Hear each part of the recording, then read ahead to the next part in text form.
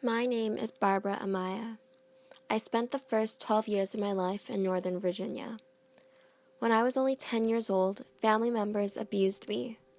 Before the abuse, I was a pretty normal little girl.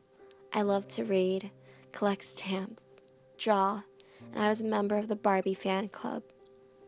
Unfortunately, after I was abused, I became a different little girl. No one helped me or validated the abuse I had suffered. So part of me went into hiding, and I became depressed.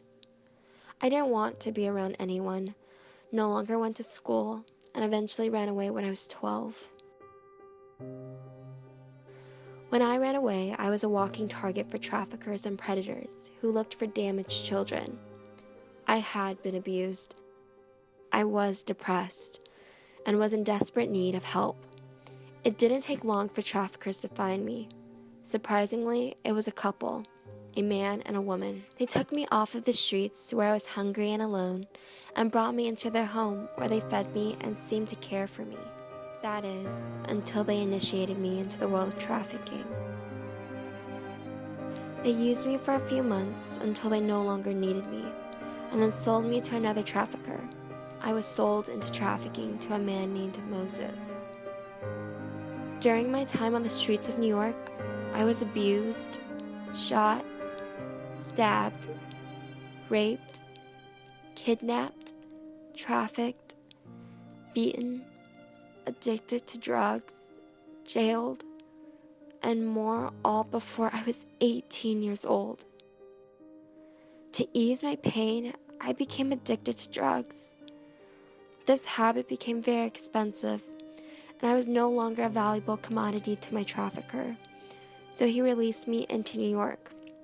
It was terrible. I was addicted and alone in the city.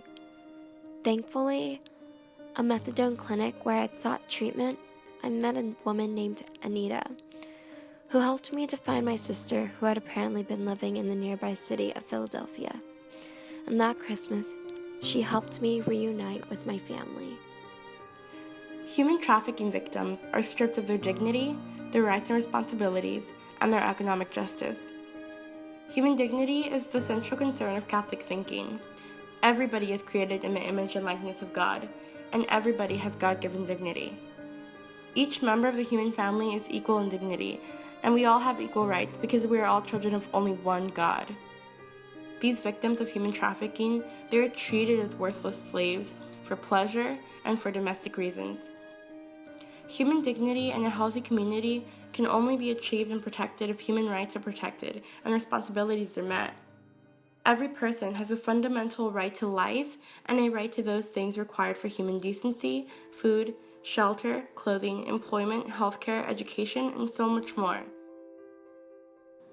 All workers have a right to productive, to decent and fair wages, and to safe working conditions.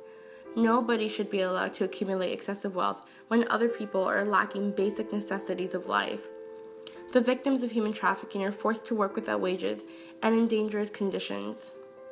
These people are forced physically, mentally, and emotionally to work until they are no longer useful to their traffickers, against their will, and in violation to their rights as human beings.